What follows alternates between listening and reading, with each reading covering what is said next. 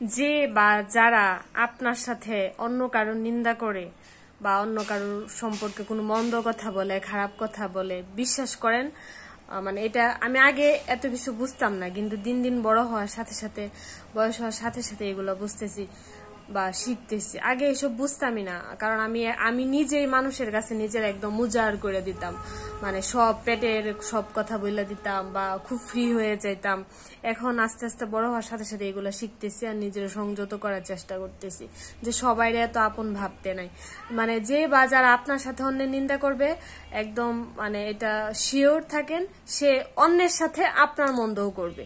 সে যদি আপনার সাথে আরেকজনের মন্দ বলতে পারে, তাইলে সে আরেকজনের সাথে আপনার মন্দ কেন বলতে পারবে না? কাজে এই টাইপের মানুষ থেকে দূরে থাকাই অনেক শ্রেয়। এতদিন তো বুঝতাম না, যে মানুষ বলে না যে বড় হওয়ার সাথে সাথে অনেক কিছু শিখে, মেচুরিটি আসে, এরকম আর কি ব্যাপারটা।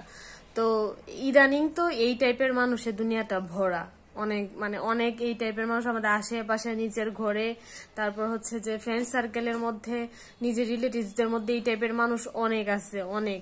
তো মানে ওই আবার ওদের কাছ থেকে চাইলে দূরে থাকাও জানে, এরকম মানুষও কিন্তু আমাদের জীবনে আছে। কিন্তু আমার মনে হয় যে টেকনিক খাটায়, বুদ্ধি খাটায় ওই মানুষগুলোর কাছ থেকে নিজের একটু দূরে রাখা ভালো বা শ্রেয় আর কি, এটা আমার মনে হয়।